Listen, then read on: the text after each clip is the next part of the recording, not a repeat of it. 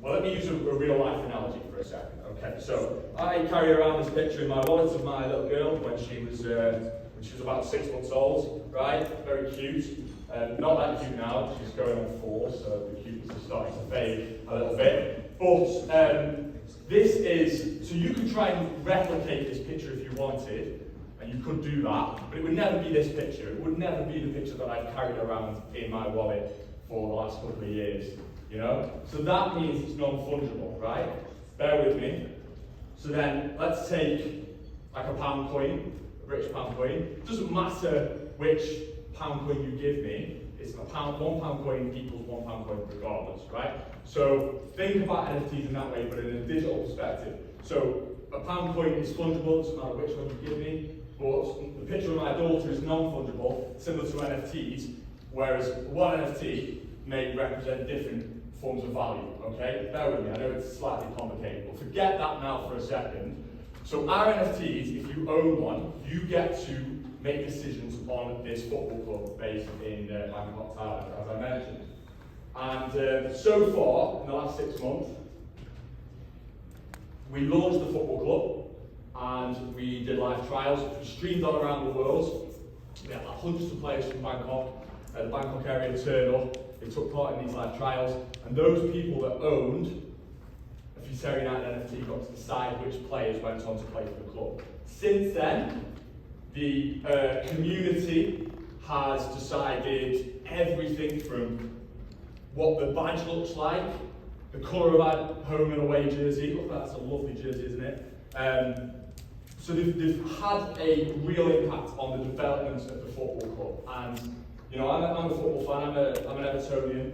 That's my team. It's my English team. And you know, I think sometimes the further your club goes up the football pyramid, sometimes you can feel slightly detached from that football club. So I and the team had a desire to really kind of democratise football with this initiative, and that's what we've attempted to do.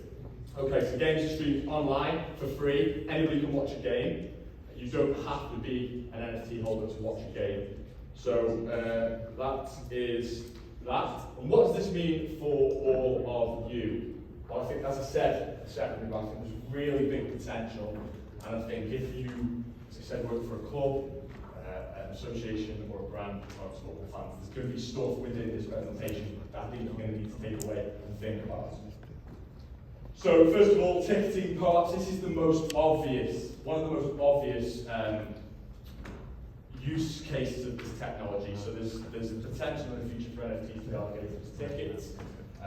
Between me and you, I don't think we're quite there yet. But where we are is with something called POAS. Now that stands for Proof of Attendance Protocol.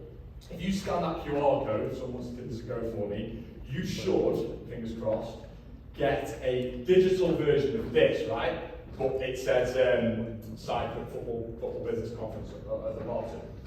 I didn't change it on the presentation on the plane on the way over here. I'm getting in trouble for that. But anyway, right? So is it working? Someone let me know if it's working. Hopefully it is. If it's not, you know.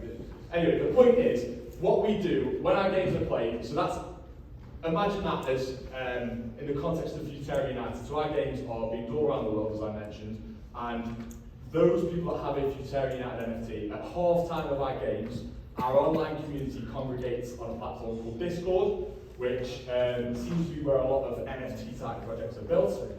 And what they'll do is we'll release a POA for that encounter, so the supporters can get one to prove that they were there for that game. Now, the use case for this, for those of you who belong to football clubs, I think is really important, because this is a great way to get your supporters starting to engage in the digital world, right? Because a lot of your supporters at this present moment in time, and I'll elaborate on this further in a second, your supporters might not be quite ready to do this yet, but this is a nice and easy way to kind of get them involved in this space. So you imagine at half time, you have one of these QR codes or a code, like it could be, it could be the name of the fixture, for example, so your club versus another club. On the screen at half time, your supporters, only maybe 200 of them can get one of these pop-ups. They go onto their phone, they scan the QR code, they get one of these pop-ups. And then in the future, what that might present an opportunity for them to do is trade that pop-up or keep it and say that I was there on this day. As a football fan, I used to collect tickets when I was growing up. I had a whole stack of them before my wife maybe took them away, and so I used to kind of lug these around me, and they would be kind of a manifestation of my football fandom, right? I've got, when I was younger, I've got all these games that I've been to,